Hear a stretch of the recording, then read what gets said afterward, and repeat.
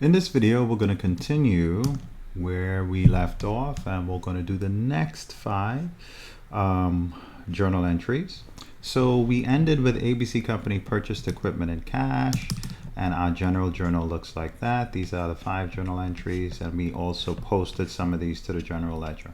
Okay, so let's pick up with the journal entry on the 10th. So on the 10th, it says ABC provided services to a customer on account. 2 key words here. Provided services means that ABC did work. So that is revenue. Whenever you see provide services, that is service revenue. And the other one is customer on account. This means on credit. On account means you didn't receive money, but you received an IOU from the customer. So you did work for the customer, and the customer said, I'm not going to pay you now, I'm going to pay you later. We call that an accounts receivable, right? So accounts receivable is when you do work for a customer and the customer pays you later.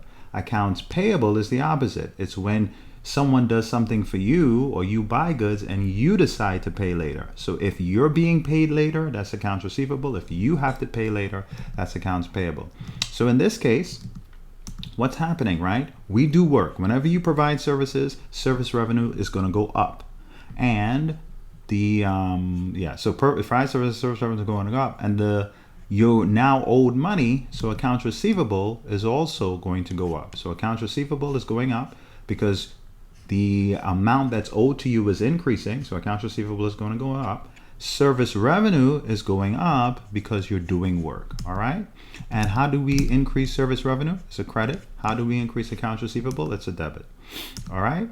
So I can go here, and I have debit to accounts receivable, credit to service revenue. I come down to my accounts receivable, and here's my debit to accounts receivable, 55,000. And then I also look for my service revenue. My service revenue is in the revenue section. Here it is, right here. And so I credit service revenue. All right.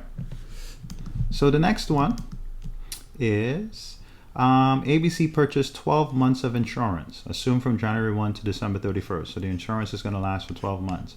So I purchased 12 months worth of insurance, and this was with cash. You're going to assume it was done with cash, right? So I'm going to receive insurance. I'm not going to use all of the insurance now, but I'm going to receive insurance and I'm going to give cash. When you receive insurance that you haven't fully used, that's called prepaid insurance, and I'm paying cash, so I'm paying cash. Cash is going down because I'm paying it, so I credit. Prepaid insurance is going up, so I debit. So my journal entry is going to be a debit to prepaid insurance and a credit to cash. Okay?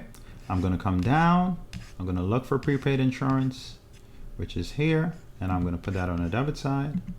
I'm also going to go to cash on the credit side, and I'm going to put it here. Since I debited prepaid, I put it on the debit side on the T account. Since I credited cash, I put it on the credit side on the T account. Okay, the next one is you prepaid 6 months worth of rent. So very similar, right? So you paid for rent in advance. What account is that? That is this account called prepaid rent, when you pay for it in advance. And how do we pay? We paid with cash. That's the assumption, $12,000. So I gave cash. Cash is going down. That's a credit. Prepaid rent is going up. That's a debit. So I go to my journal entry section here, and I debit prepaid rent, and I credit cash. Okay, and now I post that to the ledger. So here I have prepaid rent on the debit side. I'm going to put the debit, and on the credit side, I'm going to put the credit to cash.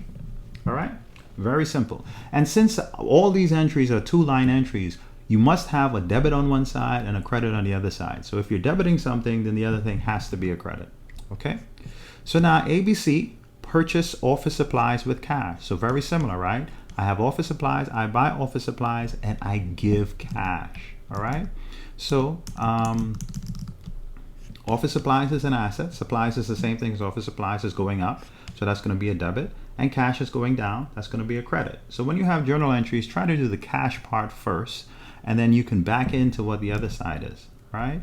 So this is office supplies with cash. So I'm going to debit office supplies, and I'm going to credit cash. Okay? And now I'm going to post this. I'm going to go down here to my office supplies. I'm going to debit that. and I'm going to come up to my cash and I'm going to credit that. Okay, and that's it. So office supplies, where was my office supplies? Oops, sorry. Office supplies debit, cash credit. All right, we're going to do the last entry. 1, 2, 3, 4, 5. ABC received money from a customer for work to be performed next month. So this is a very interesting scenario. So in most cases, you're going to do work for a customer and then the customer is going to pay you later. But you're going to have some instances where you get paid first and then you do work later. So first of all, we know the first part of this. If you're receiving $90,000, then that's cash. So cash is going up, that's a debit. So whatever the other account is, that has to be a credit. And we have a very special account that we use when we receive money in advance for work we haven't done yet, and that account is unearned revenue. So when you've received money for work that you haven't done, that's unearned revenue, and it's a liability because you owe work. Most of the time, liabilities, you owe money, but in this case, in unearned revenue, you owe work to the customer or services to the customer. So unearned revenue is going up, so we're going to credit it, and cash is going up, so we're going to debit it. So I'm going to go up here to my accounts, and I'm going to debit cash, right? And I'm going to credit unearned revenue. Notice I have the debits on the left and then a little indentation here on the right for my credits, right? So this is the normal way we set up journal entries. So debit for 90,000. So I'm going to go down to cash here. This is my debit for 90,000. And then I'm going to go to liabilities, right? Which is where my unearned revenue is. Current liabilities. And then here is my credit for 90,000. So we have done the next 5 journal entries.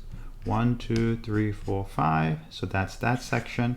So go ahead and try that and make sure you understand it. And I'll stop the video here and continue with the next 5 journal entries in the next video.